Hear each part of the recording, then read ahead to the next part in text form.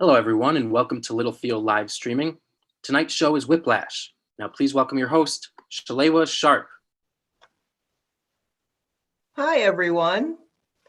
I'm your host, Shalewa Sharpe, and this show is Whiplash. Welcome.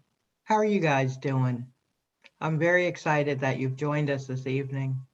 I'm so excited that I got ready for you, and it took me about 2.5 hours because getting ready for a show right now doesn't mean what it used to mean.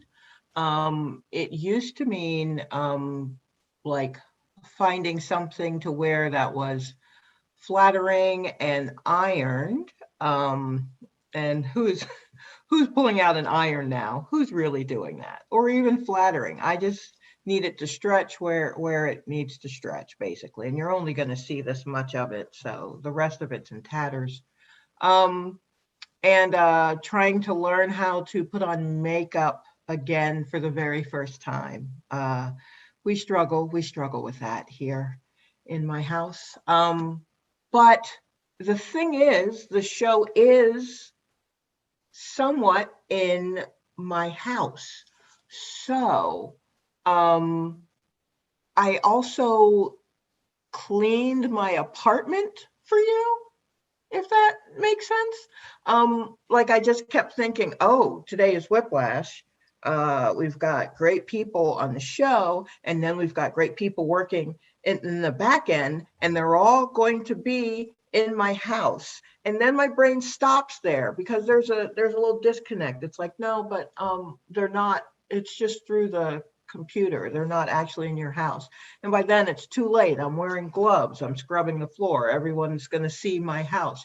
No one's going to see all you're going to see is the bed sheet behind me. You're not going to see.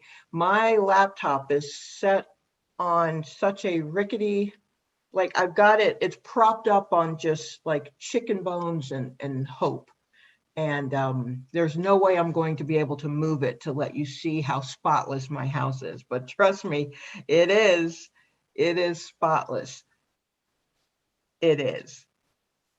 I mean, I tried to clean for you. About halfway through, I remembered you're not actually coming in. So half of it is spotless. The other half, spot full of spot.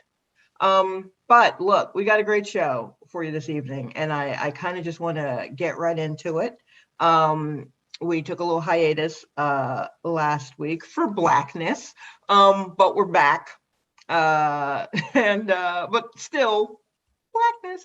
Anywho, so I'm gonna bring your first comedian to the Zoom stage. Joining me right now is a very funny young woman. I'm very excited to talk to her.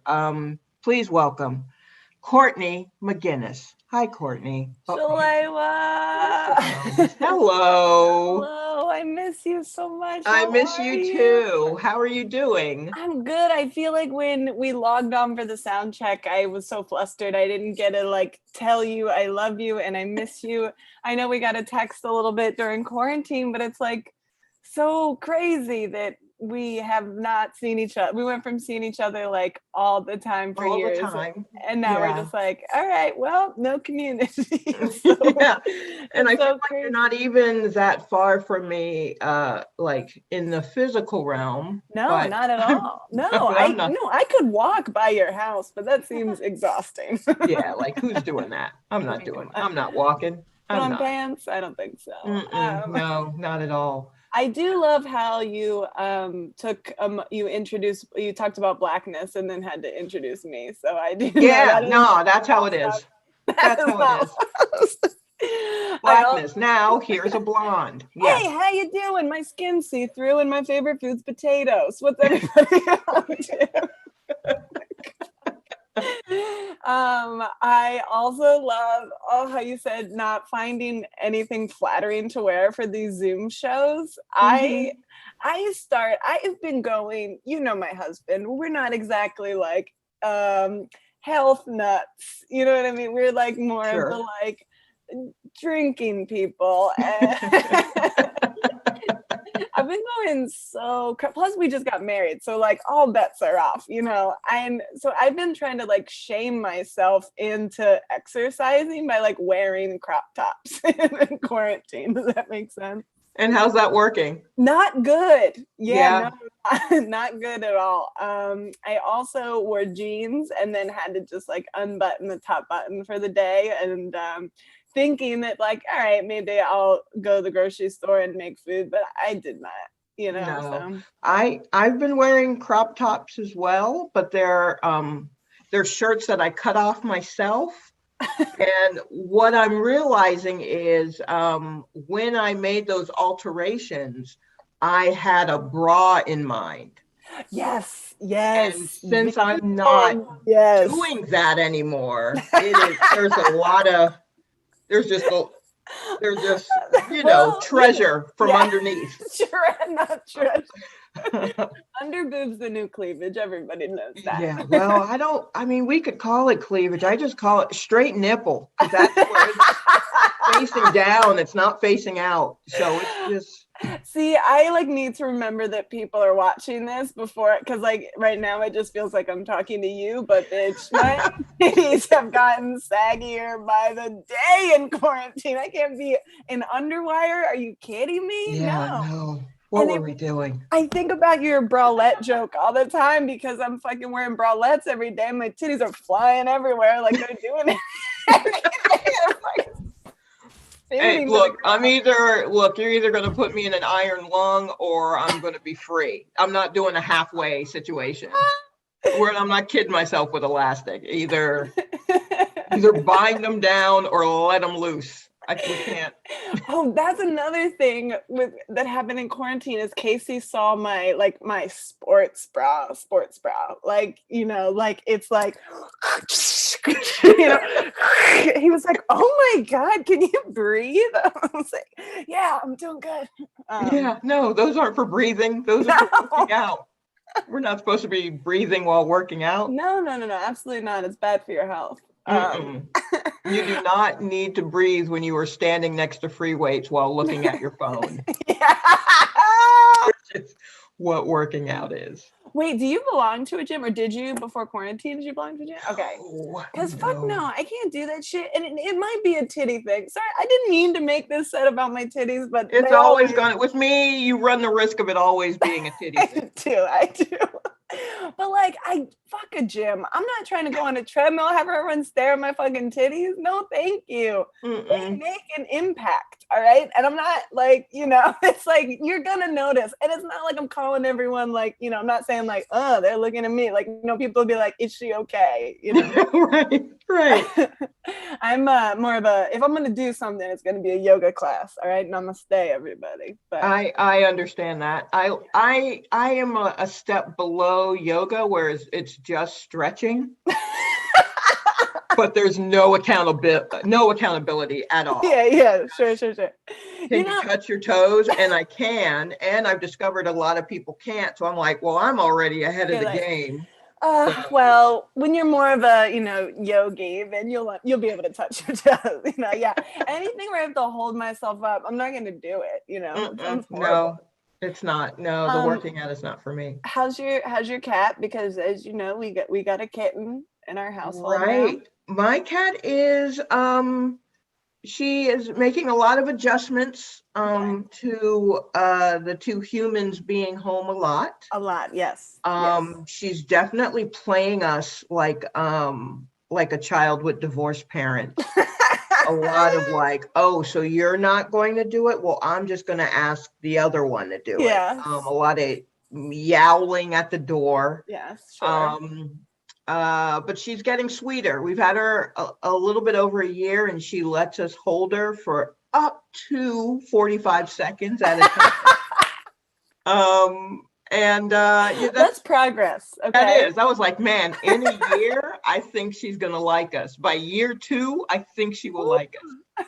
Well, okay. I think you were one of the people that did not lead me astray because you always talked about your cat knocking shit off everything and like Yes. being okay. My husband is a cat man. He's a cat man. All He's a right. cat man. He's a cat man. Big time. If he had his way, we'd have 50 cats. But he was like, no, they're so cute and sweet. And like, they're so, because we have a dog. She's over there sleeping. She is not happy about the whole situation, but we'll get to that.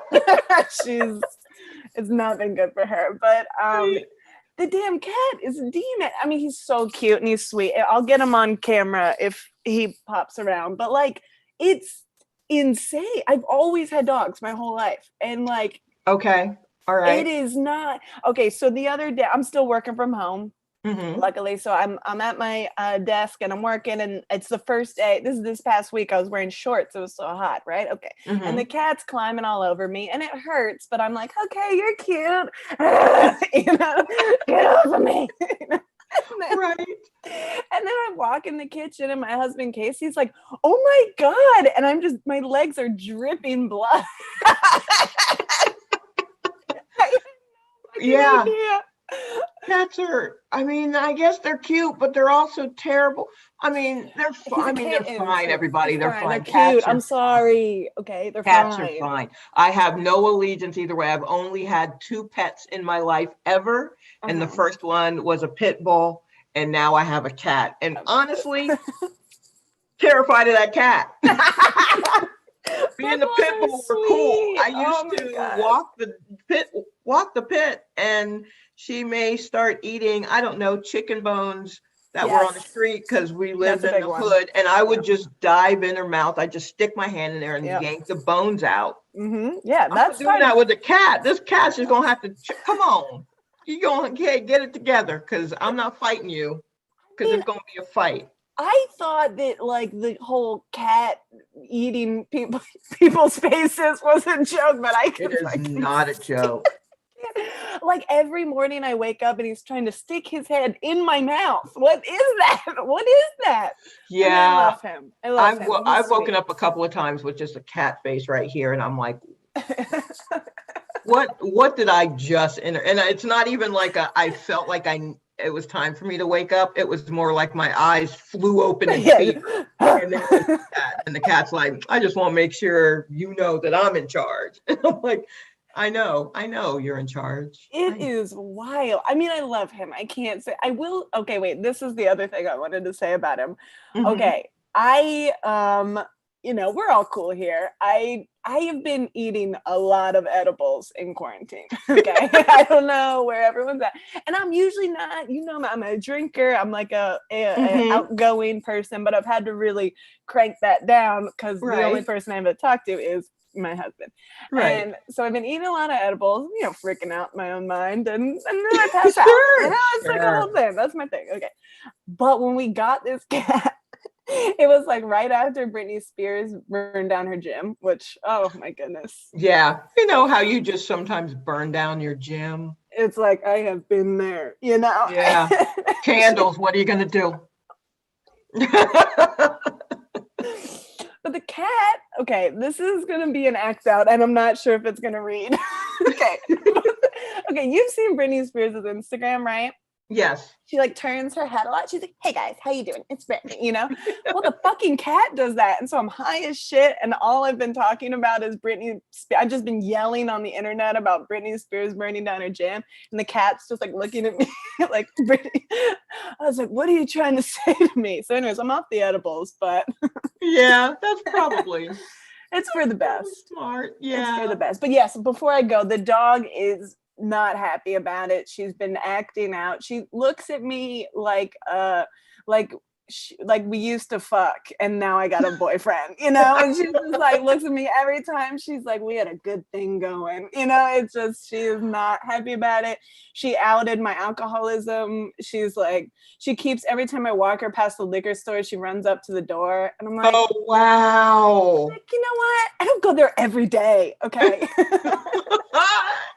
Man, your dog turned snitch. Oh, he did. It's really sad.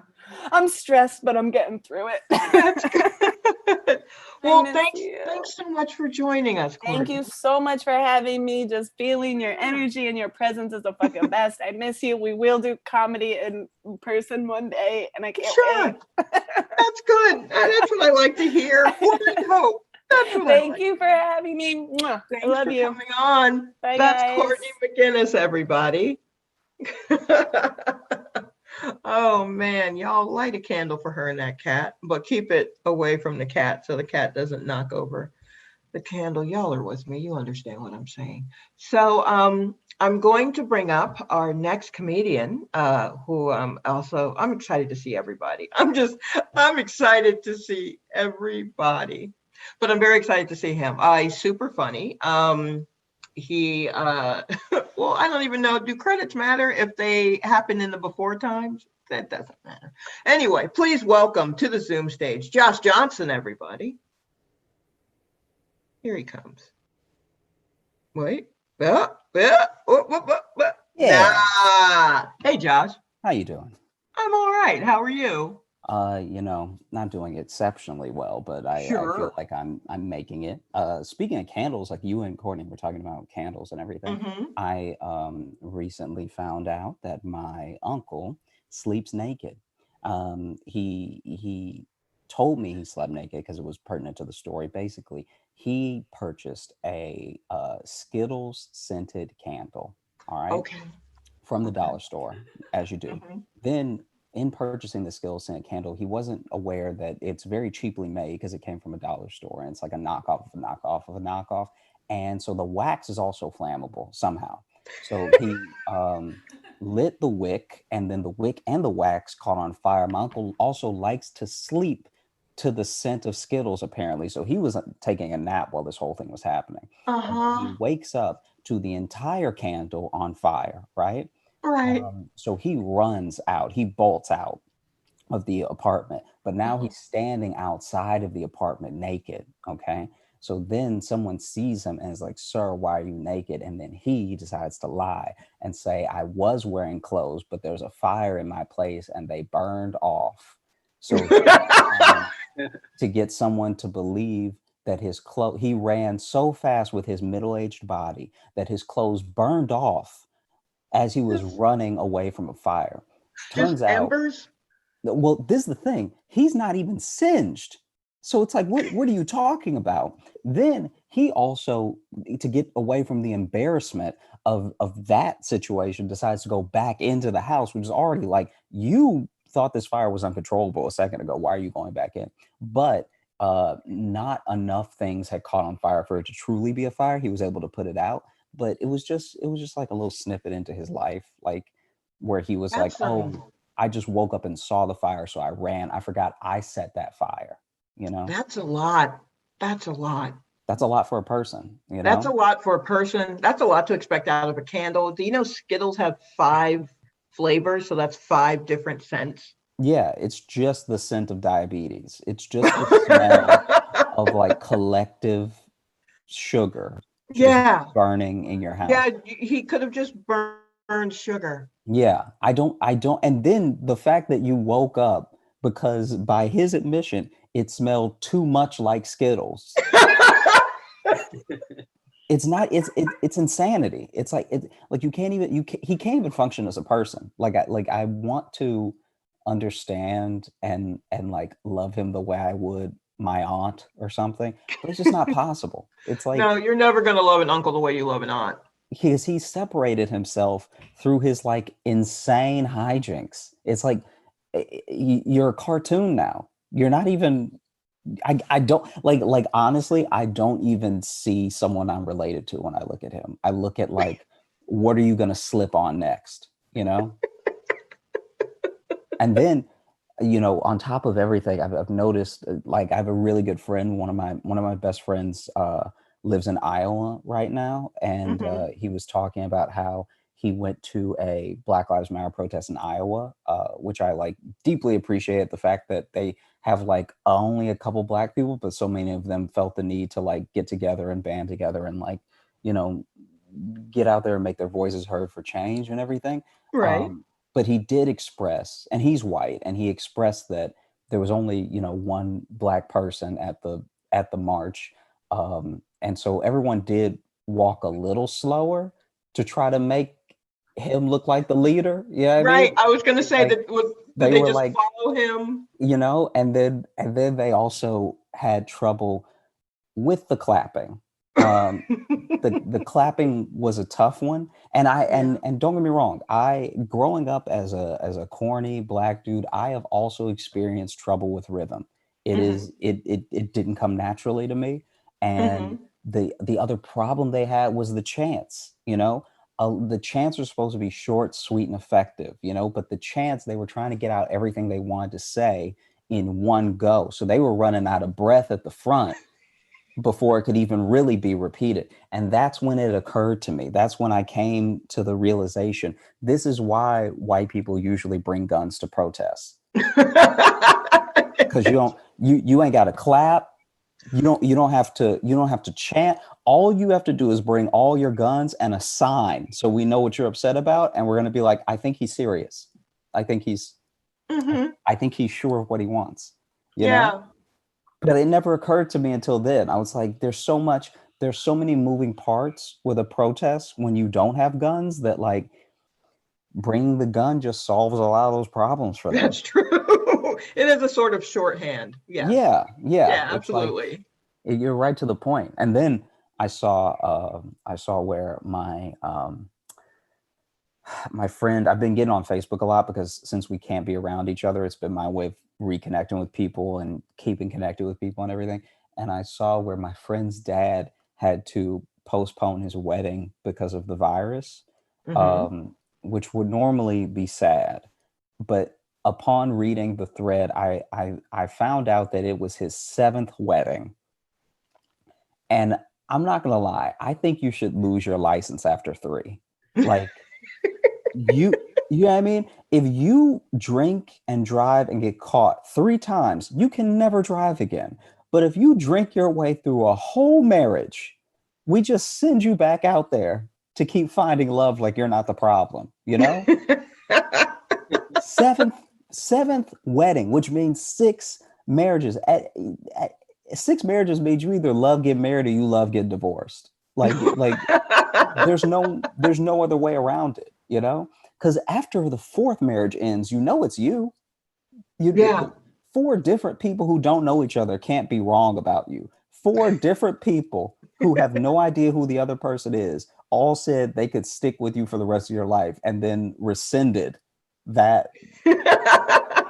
They made that promise before God. And you made six different people look at God and be like, I know what I said before.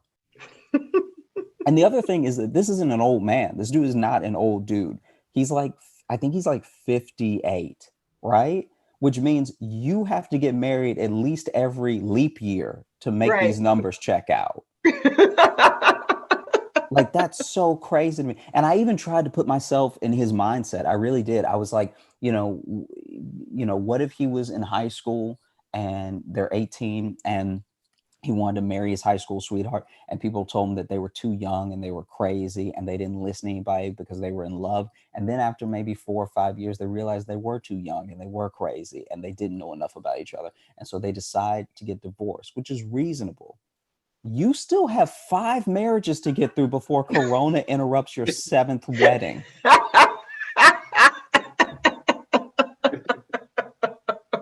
Isn't that insane? It's like there's truly no other way I can. The fact that you could just keep putting yourself out there, you should come with a warning sign after three. Like, it's so crazy. Why are you still having weddings?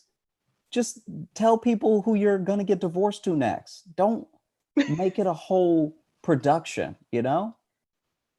It just Aw. it felt weird. And then I connected with my old like sex ed teacher from high school, because we've been Facebook friends since I was in college, because he just like friended everyone after we graduated high school. Well, that there are no warning bells there. Yeah, right. it's one of those things where because you're 19 and you still believe in adults, you just feel coerced to do things. And that's how I accepted the friend request. You know what I mean? Mhm. But in hindsight, being a grown man now, in hindsight, I can tell you for a fact that when he taught us sex ed, he was a virgin. Um, Nobody teaching sex ed should end so many sentences in "I guess." You know what I mean? Like he truly did not know what he was talking about, and he fed us lies. I'll give you just a couple of examples. All right. He told us that some vaginas, just some, for no particular reason, some vaginas were sideways.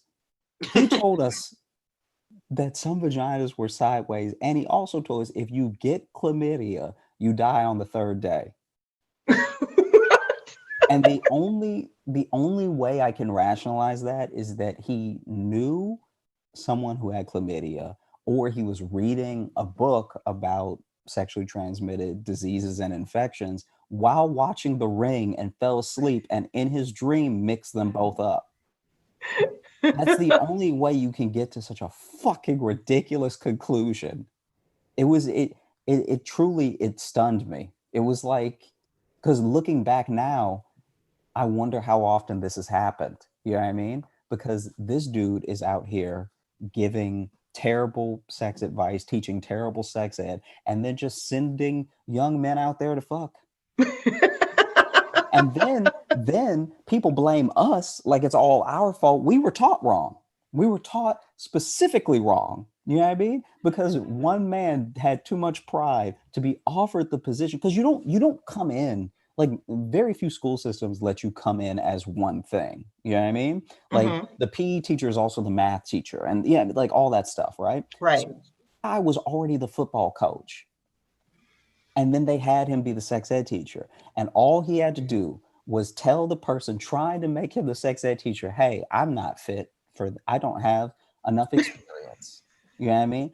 I need some of these people to go off and get their bachelors and get their masters. I don't even have my vaginas. You know what I mean? So I'm not going to do that. But no, he held his secret in. He walked up in front of us and he told us all manner of lies.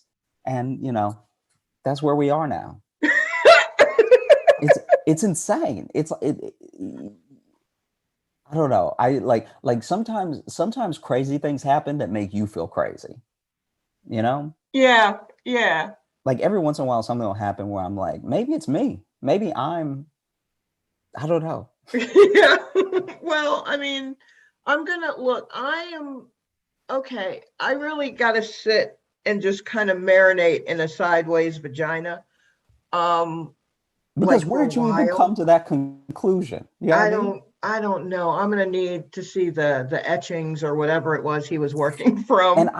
I can't even, to a certain degree, just in how the mind works and how the human mind works and how people come to the conclusions they come to.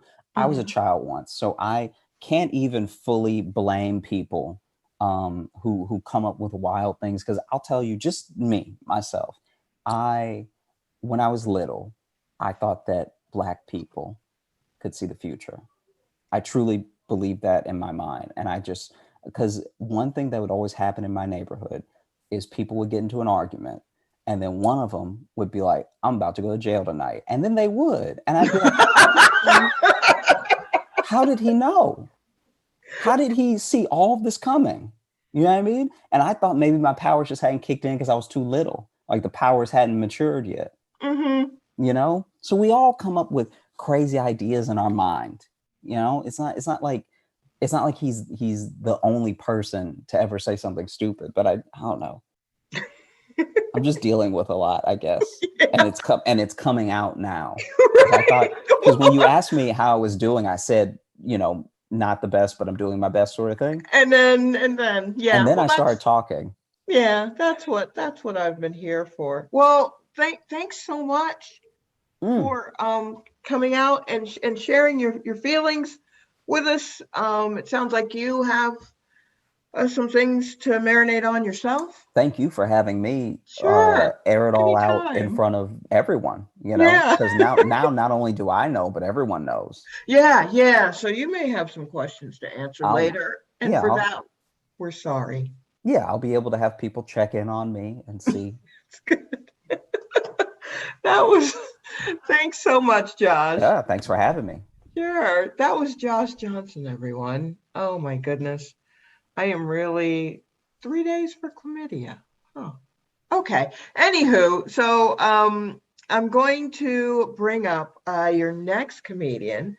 And I've been excited to talk to him because he was doing a thing on Instagram that he does at his own whim where he reviews sneakers, and I have found it fascinating. And he reviews lots of things. He's a man of many talents, like I don't know, 3 or 4 of them probably, but he's going to show a couple of them to you tonight. His talents, not his shoes. I'm just going to bring him on because I'm spiraling. Please welcome to the Zoom stage, Brendan Eyre, everyone. Hi, Brendan.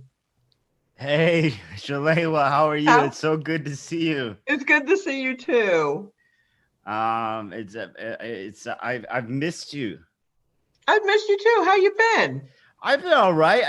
Like Josh said, I mean, it's such a weird time.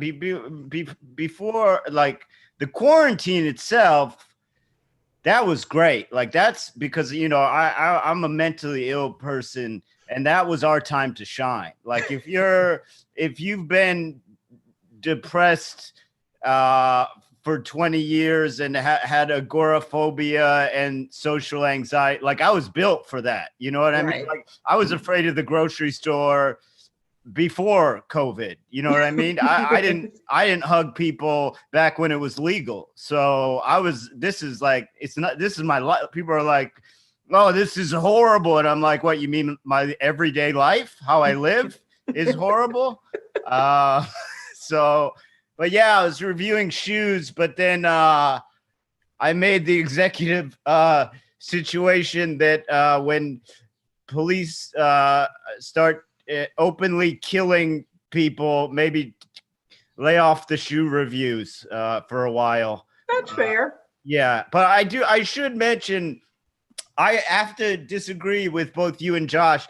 I think that man was a fantastic sexual education teacher. I do. You died from chlamydia after 3 days. Yes. Man? Well, let me tell you this. Okay. If I was in sex ed and my sex ed teacher said, if you get chlamydia, basically what happens is it's slightly uncomfortable. You get some antibiotics and then you're fine.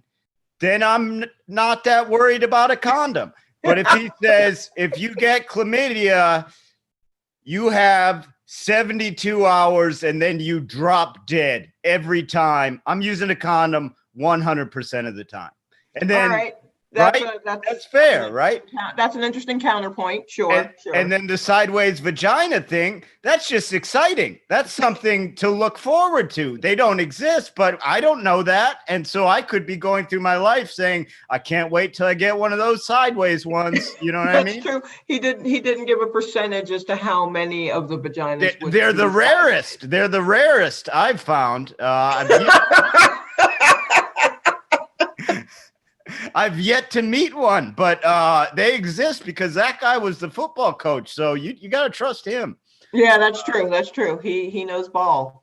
Yeah, I did. I went to a protest and I messed up. I went to a protest and like they'll give like a guy on a bullhorn will give like the pre-protest pep talk, Mm-hmm. like get everyone ready, and he goes, we're all here for one reason and one reason only, and everyone's like, yeah, and I'm like, yeah, and then he goes, because we believe Jesus Christ is the one true Lord and Savior. And I accidentally went to the prayer protest. I went to the Christian protest by accident. No. Yeah, so I was just we stopped every block and there was a different sermon.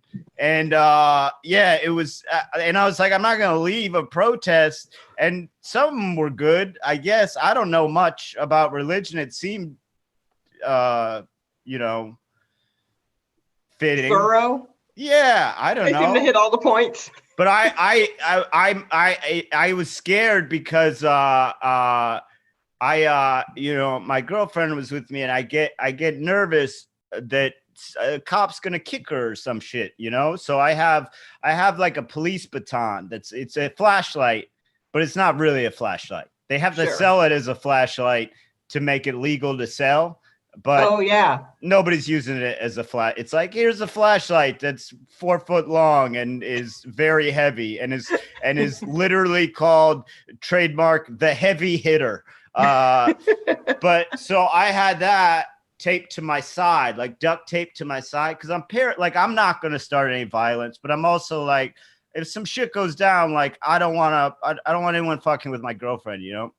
Sure. But then, as I'm there and I'm starting to sweat and the tape's starting to come undone, only then does it occur to me, oh, if this falls out of my pants, every single person's going to think I'm a cop. Right. Yeah. You're definitely going to think I'm a cop. So it was just sliding down my pants the whole time. And I just spent every protest so far, I've spent grabbing my police baton in sheer terror to not be confused with a police officer. So I'm going to leave it at home. Yeah. now That's on. got to be rough because I know you're not a cop, but you're kind of built on cop bones. Do you know what I get like cop face sometimes, people will say, and I don't like that. I think that's a dire insult. Like that cuts deep with me when people say I have cop face. But I guess I'm Irish, you know, all cops are Irish. Like what? But I don't think you can have a beard and you know, stutter a lot if you're a cop. So You can. I think that's like Vice or something. Oh, well, so I could be a vice cop. I think. What do you can't talk right? Okay, we'll put you in vice. That's fine. I think that's how that works. What do you sound stupid when you talk? All right, you're vice. You're undercover over there. Oh my gosh. Yeah, you really have to look at the schedule of the protest because I didn't know because I haven't gone to any, partially because of the COVID, which in my brain looks like, do you know the cartoons? I think it was a Looney Tunes cartoon where it was like a reddish orange furry kind of thing with just eyeballs here and there. Yes, I remember that thing exactly. Yes, that is what COVID looks like to me. Not to you. That is what it looks like. Okay, all right. I've investigated it under a microscope. It's exactly that thing. I'm expecting just those all over the street, just everywhere, just, you know, with baseball bats or something to throw. That's what I see. So I'm like, I'm not going out there because of that.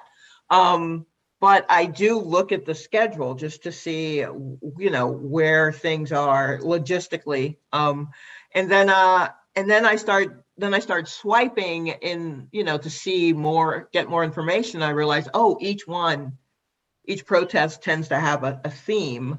I saw where someone had gotten up early to go to a protest, and it turns out it was a 5K run, and that is not what they that's not what they signed up for. What are we protesting? A bad shape. We're just protesting our midriffs. Right. So, I mean, I can only imagine. Yeah, well, I just saw on social media, like, be here at this time. And then and now I'm a born again Christian. And it's like, I think that's how it happens. That's how it happens. I'm sold. These guys could really talk. So yeah, it's scheduling. That's basically what's behind Christianity. It's all scheduling. Yeah, that's how they get you. Yeah. I'm going on the road. Which feels crazy. I haven't done stand up in so long, and I'm going to Oklahoma and Arkansas because they're pretty much opening up. And Oh wow. I do a lot of comedy out there, and my favorite is their billboards because they're so harsh. Like, it's crazy. Like, I was driving to Tulsa from Wichita, and I just drove by a black billboard with red lettering that just said, "You are going to hell." And I was like, okay, there's going to be another billboard. Like, this is a two-parter that's like, unless you join this church or call this. There was no other billboard. It was just, that was it. It was just someone paid money to be like, I need to tell everyone who drives on 71 West, they're going to hell, period. Doesn't matter what you've done. Could be a bus full of nuns. You're all going to hell. And they got to pay that monthly. They got to pay to keep that up. So till I drive by some sort of salvation billboard, I'm damned to hell. Oh God. I hope it's there for you when you go back. God, I hope. We can only hope. Well, Brendan, thanks so much. Thank you so much. It was really good to see you. It was good to see you talk too. to people. All right. I'll talk to you soon. Bye. Take care. That was Brendan Eyre, everyone. Super funny, one of my favorites. Big fan. Oh, I'm a big fan of the next fella. All right. The next person coming to the Zoom stage is a comedian that my sister asks about all the time. Like, how's he doing? Does she ask about me? Anywho, please welcome to the Zoom stage, Alex English. Yes. Hey, how you doing, fam? Your family. Hey, fam. What's up? First of all, yes, I do ask about your sister. Please send her my love. Because the first time we met, we just instantly hit it off. I don't know what it is about. When it comes to like Black people that I've met in New York City that I've become tight with, I'm always, as soon as I meet a family member, it's like it just feels familiar. And sometimes I try to be careful because I'm like, oh, let me not like overstep bounds. But then the family members be giving me the energy back. And I'm like, well, I'm here now. I'm cousin. It takes nothing but a second. It really doesn't take long. So yeah. Hi, Shalewa. Hi, friend. How are you? I was having a blast listening to everybody for me. Brendan was talking about being looking like a cop and resenting looking like a cop. And I felt a little bad because I feel like maybe there was one time before I like really knew Brendan where I like tried to give him my ID outside of a comedy venue, like just playing. He might have been standing out there for a second too long. You know, I don't want to disrespect his space.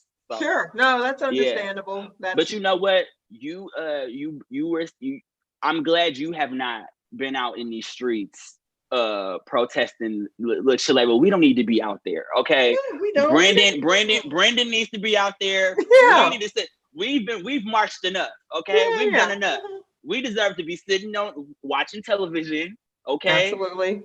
Just wasting away. They need to be out there. But you know, everybody else can take it, man. I'm picking out candles. That's right. I'm done.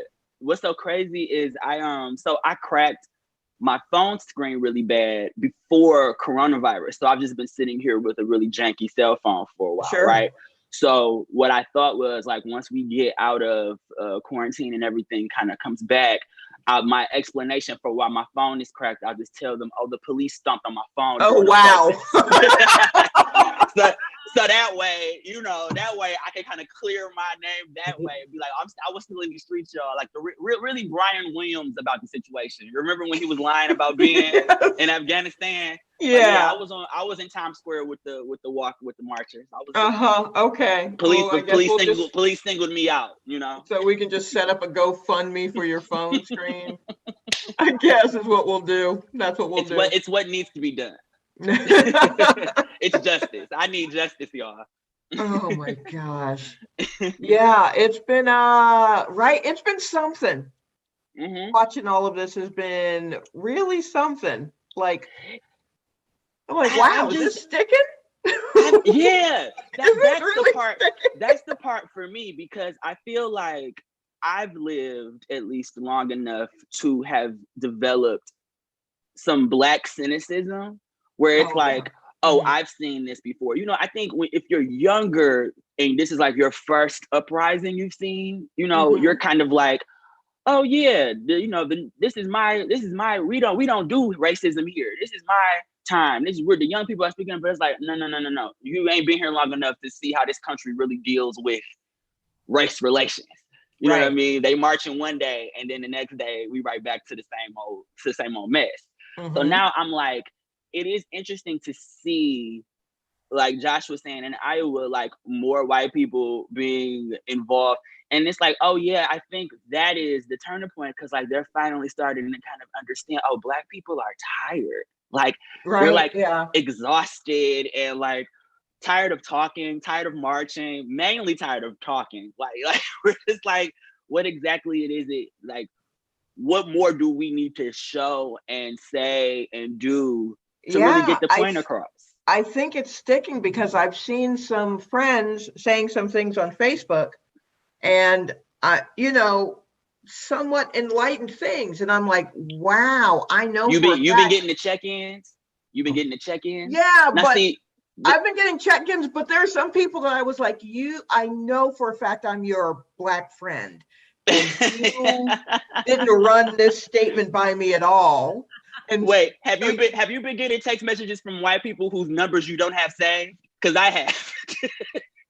I've been getting actually just some slide-ins on like maybe some Instagram slide-ins or someone an old friend did message me about something and I was like, hey, we good. I still have your number in my phone, so trust me, we're good. See, my problem. See, I be giving my number to too many people, and I don't save niggas' numbers. So it be like, so it's literally, how crazy it is to have to like see a long paragraph text of like, Alex, the times is tough right now, and just know that if I'm here for you. What's your Venmo? Do I need to talk to my parents? Tell me, can you kind of guide me towards the way? And my response has to be, who is this? Who this? I'm sorry, I didn't have to who this. My Venmo is this. But the Venmo, right? But the Venmo. I'll piece it together from there.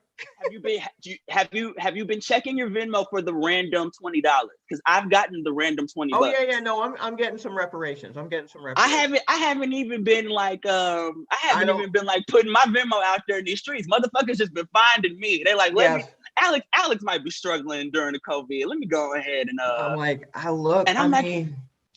thank you. Thank you. But I have to keep it real, Shalewa, right now. I have to really keep it real, because I feel like that's what Whiplash is all about, is really keeping it real, right?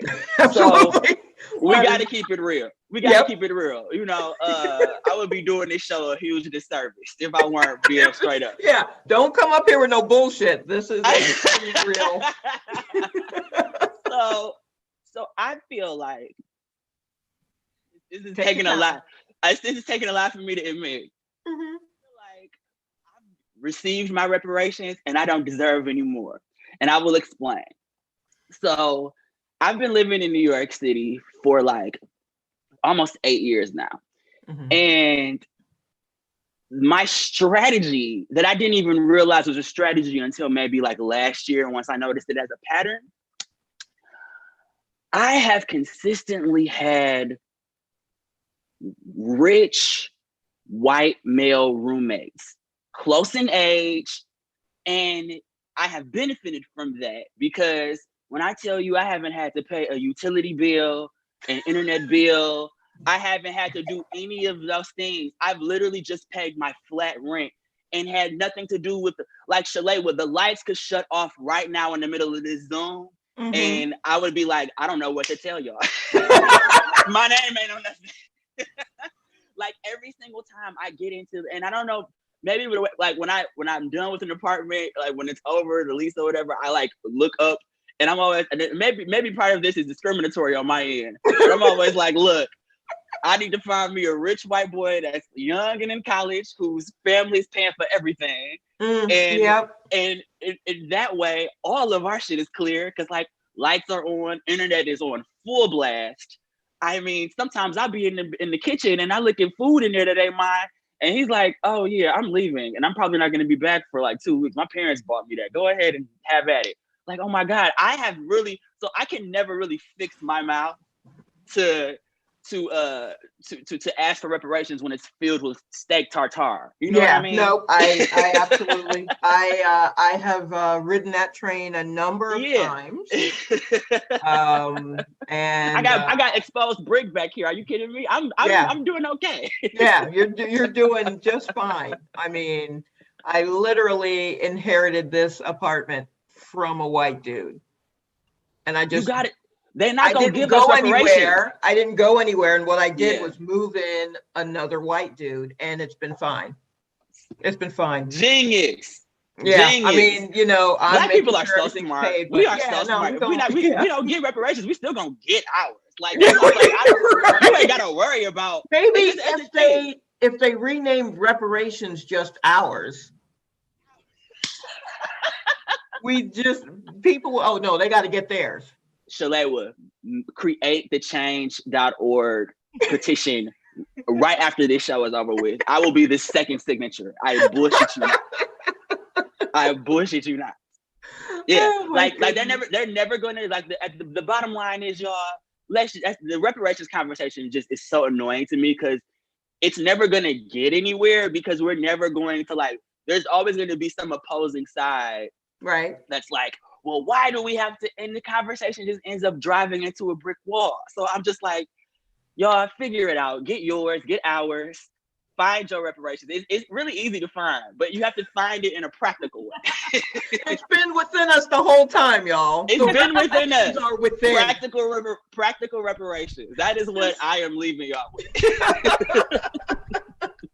Oh my goodness, it's so good to see you, Alex. It's good. Always good to see you, friend. I'm excited to see you again once. I'm going to be hopeful, speaking into existence, that we will all be together once again. Oh yes, one day, absolutely. Talking shit and having fun and doing our thing. You take care, Alex. You do the same. That was Alex English, everybody. And if any of you know my sister, please text her and let her know that he's doing fine. I'm going to bring up your last comic of the evening. Jazzed to speak with her. Always jazzed to see her and speak with her. Please welcome to the Zoom stage, Jackie Kashian, everyone. Hello. Are you jazzed? I feel Yeah. jazzed to be part of any part of jazziness. Wow. I have enjoyed this show. It's been lovely. No, that's good. Yes. Did I take some notes? Okay. Good. My sister told my dad that she would never go to, my father got married for the third time and she said, Dad, I don't go to anyone's third wedding. And, which I thought was gutsy stuff. And why not? She didn't want to go. And because he was like, well, we're going to do it pretty small. And all of us just kind of looked at each other. And my sister really summed it up. We're not going to your weird third wedding that lasted, I believe, less than 4 months. Sure. Yeah. That's what happens when you go small on the third. That's it. You didn't put anything into it. Yeah. You're not going to get anything out of it, turns out. So if you're just at the courthouse, who cares? Sex ed, there was some talk. Here's my favorite story of pre the horribles, pre the terribles, which is I was probably in Dayton. It had to, yeah, probably 3 months ago in Dayton. I was in a hotel room and my earring fell out of my ear onto the floor of my hotel room. Usually that means, of course, that no longer belongs to you. Right. Yeah. No. That belongs to the hotel then. But I like these earrings, so I go down, and I am looking for my earring on the carpeting, and it's under the bed, and next to it, or near it, is something that looks like a hair tie, not my hair tie, just a hair tie, and I pick it up anyway because I live my life punched in. Literally, like if I don't do everyone's side work, I'm going to lose shifts is how I live my life. Right. So Yes. I pick this thing up. It is not a hair tie. It is a cock ring. Okay. Yes. Okay. That's a common mistake. That is a common mistake. I have never seen one out in the wild, so I didn't know what it. I was like, the fuck is. What I don't know what they're for. Someone has since explained it to me. Please do not. Anyway, but so later in that day, I call my fella, my husband, and I tell him that I found a thing that was gross. And he said to me, "Was it ew? Was it used?" And then he said, my favorite line, "Did it have a lot of miles on it?" And I'm like, here's what I know. Here's what I know. First of all, yes, used. Gross. Second, miles. I don't know for miles, but here's what I do know. I know this. The average length of an erect penis is supposedly 6 inches. Do not at me. I don't want to know. I don't give a shit. But there are, 5,260 feet in a mile. So that'd be 10,000. There's a little over 10,000 strokes in that mile is what I'm saying. There might have been 1 mile in this thing. I don't think that there were more than 1 mile. That would be a tantric epic. That's not metric, tantric. And how did I do that math? Shalewa, I did it with a calculator. That's what I did. That's a dad joke. That is why am I not the father of 3? Anyway, good to see you. It's good to see you too. I remember when we first met, and it was a delight. We were in the back of some bar doing a tiny room, and it was the night the reason I distinctly remember it was because you were hilarious, and I accidentally told a room full of people in Brooklyn my PIN number. Yeah, I'm not always all there, is what I'm saying. Right, sure. My PIN number used to spell joke. And I thought it was funny enough. And it was a reference to someone else's joke about a PIN number. And I was like, my PIN number spells joke. And then I paused and I was like, I got to go. I got to go change my PIN number. Hey, dummy. So that is where, let's see. Yeah. So, other than that, it's been terrible. Sure. But sure, the terribles are here. I will tell you this is my least favorite of, you know how and you do, every rock in this country has turned over and worm people roam free. And if you're worth a grain of goddamn salt, you spend all day long playing fucking whack-a-mole. And but I will say this is that my least favorite of the horrible people that are out there are the rapture people. Have you? They think that these are the end times. Here's the twist: they're going to be bigger assholes to get us to the end times to get to the rapture. Let's unpack it. These are the end times. They're going to be assholes to speed up the end times so that we can get to the rapture faster. Gotcha. I have several opinions about this. One, first of all, not the end times. I'm so sorry if someone was counting on that. Just shitty times. Just shitty times. These two, hopefully, we will burn some horrible part of it down and rebuild something better. How about that? That'd be awesome. Because, yeah. And then the second thing about the rapture, a lot of people don't know this. They won't be taking assholes. That's not how the rapture works. Oh, yeah. Right? Yeah. Third thing about the rapture, a lot of people don't know, not real.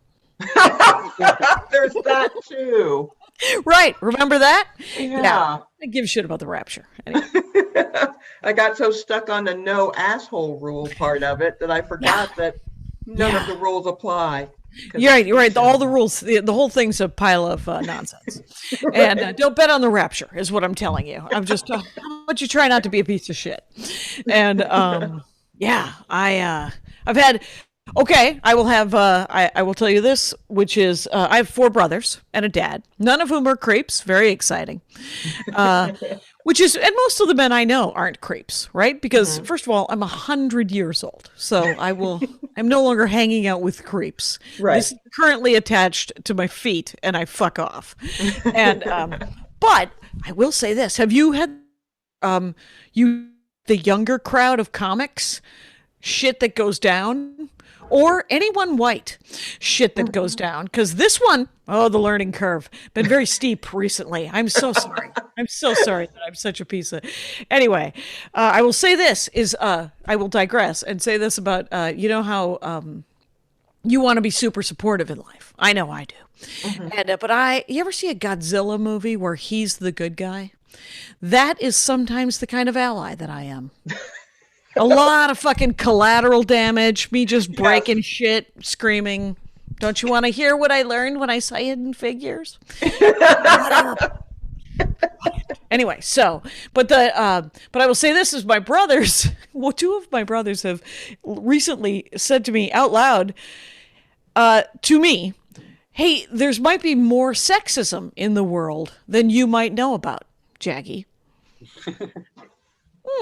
And I was like, hey, boots on the ground over here, buddy. But and then I think of what I've done to my friends who are black and brown and gay and trans and all the things because I thought I knew shit. And then the iPhone camera was invented. And then I'm like, holy shit, some fresh new hell every day. And for a horrible couple of weeks, I was doing this to my friends. Did you see this? And they're like, yes. Yes, I'm familiar with racism. Could we please go to lunch or some fucking thing? Because you're killing me. Anyway, I'm like, I don't need to be part of your learning curve. And so I didn't call to see how you were. I think that we would be friends if we hung out more. But I think that we're just friendly, I think. Yeah, I think so. that you're great. I think you're good people. And that I would love to. But we live a long, far away. We're kind of. It's true. Here and here. Yes. But I do enjoy a Shalewa post on Facebook where it's like, what the fuck? And, it's a lot of a slice of life. Just a nice. Okay, and then what else? What else did I want to tell you about? I got a 2-minute. Good for me. Anyway, so wow, the 4th wall, you guys, broken. I will say this. You know how because the learning curve right now for Whitey Magoo's and menfolk, super steep. Here's the new one though. It is that I'm a she, her. I'm a she, her gender, right? Yes. There's lots of genders. Read an article, very powerful article, that explained to me that scientists have always known that there's thousands of genders, hundreds of genders, but they didn't want to tell people because they didn't think we could handle it. But I think we can handle it. For example, I have a nephew. For 18 years, I called him TJ. He turned 18 and he said, I would like to be called Thomas. So now we're working on that. It's the same thing. You want to be called they, them? I'm going to have a problem with the syntax, but we're going to fucking get over that hump and it's all going to work out, right? Because I'm a she, her. I've seen it done better. I've made peace with it. But I love the idea of the they, them. I love the idea because you can't boss a they, them. You can't say to somebody, you can't want that. You have to want this because you're a boy. Because they could say, not a boy. I'm a they, them. Watch me want whatever I want. And you can't say to somebody, you can't be that. You have to be this because you're a girl. You're like, I'm not a girl. I'm a they, them. Going to be whatever I can be. And then when it comes time for sexy times, if that ever, if your sexuality gets involved, it opens the field up. You can squish with whomever you wish. You can say, I am attracted to the brawny paper towel guy and the Swiss Miss lady and a gummy bear or none of it, or whatever advertising icon you might enjoy. But my favorite is when I was a little girl, I wanted to be a little boy and or an adult woman. Mm. Yeah, I never remember that journey. You get that? Right? I never Yeah. wanted to be a little girl because it felt like a rip. Yeah. I wanted to be a little boy. I never wanted to be an adult man, which also felt super busy, kind of Yeah. grumpy. And so, but I wanted to be Huckleberry Finn and or Annette Bening. Oh, wow. But I also genuinely wanted to be Snoopy. So I'm not your go-to for all things. But I will say this, is sexuality-wise, it's so funny for me because I knew people who knew what their sexuality was, who they were attracted to from a very young age. I knew who I was attracted to. This is my favorite story, is because when I was like 13 or 14, I started being attracted to young men, gentlemen, fellas. I would see a gentleman, I would be like, that is a handsome, sexy dude, right? Look at that guy. He's giving me the tingles, the Peter tingles, getting it from that dude. And then would I then approach that young man and try to get with that gentleman? I would not. I would leave and get this, try to recreate the clothes that he was wearing. I would dress. Yep. I would dress like the men that I was attracted to. I'm still doing it. I'm wearing corduroys right now. Yeah, there's a community college professor that I find very attractive. So I have purchased corduroys, Carhartts, because I like a dude who could fix things. And get this, weirdly enough, cargo shorts. I like a soccer dad? What's that? What is that? And but I will say that, and then I will leave you with the end of that story joke, which I'm not good at the fourth wall. How good would I be in a panel? Anyway, so but I think of my own sexuality as sort of Schrodinger's cat sexuality. Okay. Schrodinger had a theory. No cats were harmed in this theory. But a cat is put in a box. They close the box. They put the gas in the box. The question is the cat alive? Is the cat dead? You don't know because the box is closed. That is my sexuality. You don't know what my sexuality is until you are inside of me. And then, and then all of a sudden you're like, holy cow, I'm having sex with a cat. It's the dumbest story in the world. And why is that cat wearing corduroys? That's the callback. That's the callback for it. Thanks for having me. Thanks for being here. I truly appreciate it. No worries. Fantastic. Super fun seeing you. Yeah, it's good to see you. That was Jackie Kashian, everyone. And that was Whiplash. That's our show. We're here every Tuesday around 7 o'clock, and I will be your host. And I'd like to thank everyone who joined us. It was Josh and Courtney and Jackie and Brendan and Alex. And thank you. Thank you for being here. And you guys have as great a week as possible. And we'll see you next Tuesday. Bye.